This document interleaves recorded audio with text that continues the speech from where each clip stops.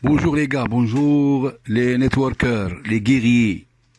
Aujourd'hui, je vais lancer une opération de quelques YouTube et je serai le premier sous un titre les étapes que traversent toutes les networkers.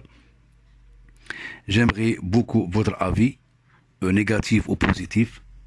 D'accord? C'est pas sur le YouTube, mais sur le groupe. J'ai pas besoin des likes sur le YouTube.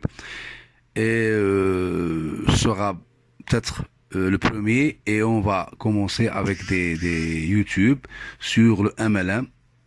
Et j'aimerais bien votre avis pour en discuter. Et dans ce cas, on va lancer sur YouTube. D'accord? Merci.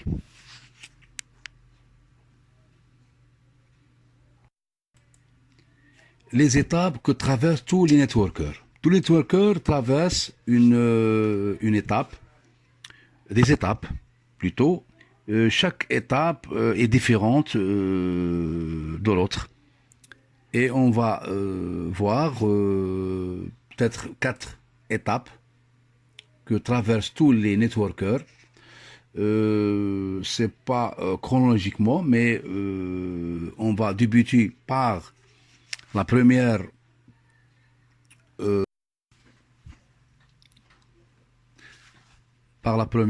c'est la première semaine, la formation, puis la deuxième semaine, c'est l'achat, puis la troisième semaine, c'est la formation, et la quatrième semaine, c'est l'achat. C'est-à-dire que c'est une forme de normale qui est appelée planteur. C'est-à-dire il plante son arbre, il plante un réseau. D'accord? Pour la deuxième étape, il y a la formation, puis il y a la deuxième semaine, troisième semaine et quatrième semaine. Dans la quatrième semaine, il y a un achat. Cette étape est appelée achasseur parce qu'il n'a pas respecté les étapes essentielles de l'information sur l'invitation, c'est-à-dire il a ramené n'importe qui. Et elle peut arriver à n'importe quel networker. D'accord? Puis on va voir la troisième étape. Il y a la première semaine, il y a la formation, comme d'habitude. La deuxième semaine, il y a rien. Troisième semaine, rien. Quatrième semaine, rien. Plutôt même 2 à 3 mois. Cette étape est appelée étape de refus. D'accord? Et tous les networkers connaissent cette étape. D'accord?